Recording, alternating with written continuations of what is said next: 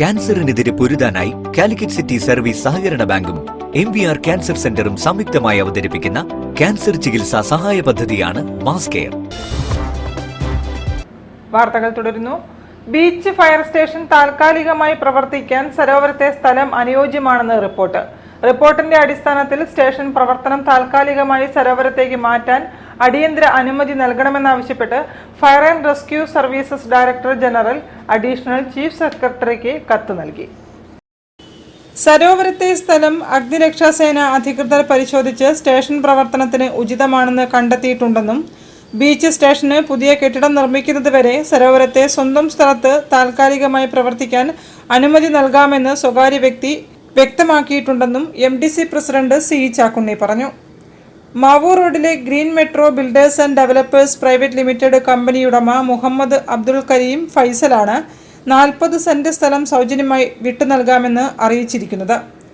6 വാഹനങ്ങൾ പാർക്ക് ചെയ്യുന്നതിനുള്ള ഗ്യാരേജും ജീവനക്കാർക്കുള്ള മറ്റു കെട്ടിടങ്ങളും സൗജന്യമായി ഒരുക്കി നൽകാമെന്ന് ഇദ്ദേഹം അറിയിച്ചിട്ടുണ്ടെന്നും C. ചാക്കുണ്ണി പറഞ്ഞു.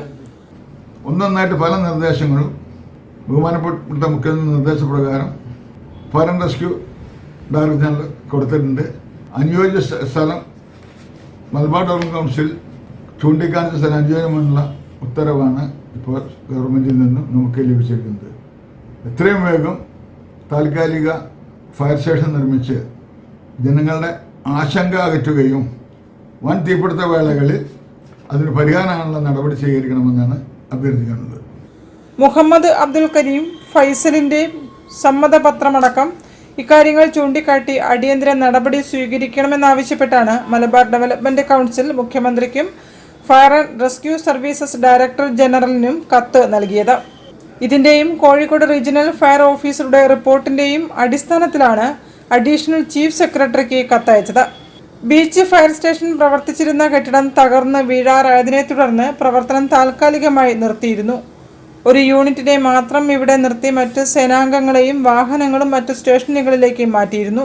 വെസ്റ്റ് ഹിൽ മാലിന്യ സംസ്കരണ കേന്ദ്രത്തിലും പുതിയ സ്റ്റാൻഡിനടുത്തും കോംട്രസ്റ്റിലും തീപിടുത്തമുണ്ടായപ്പോൾ ബീച്ച് ഫയർ സ്റ്റേഷൻ ഇല്ലാത്തതും ചർച്ചയായിരുന്നു. നഗരപരിധിക്കുള്ളിൽ ഉണ്ടാകുന്ന തീപിടുത്തം ഉൾപ്പെടെയുള്ള ദുരന്തങ്ങളുടെ വ്യാപ്തി കുറയ്ക്കുന്നതിന് ബീച്ച് ഫയർ സ്റ്റേഷൻ പൂർണ്ണാവസ്ഥയിൽ പുനഃസ്ഥാപിക്കേണ്ടത് അനിവാര്യമാണെന്നും MDC നൽകിയ കത്തിൽ പറയുന്നു. News bureau, Kozhikode. പാലക്കാട് നിയോജക മണ്ഡലത്തിൽ ഉപതെരഞ്ഞെടുപ്പ് ഉണ്ടാകില്ലെന്ന BJP സംസ്ഥാന പ്രസിഡന്റ് K. സുരേന്ദ്രന്റെ പ്രസ്താവന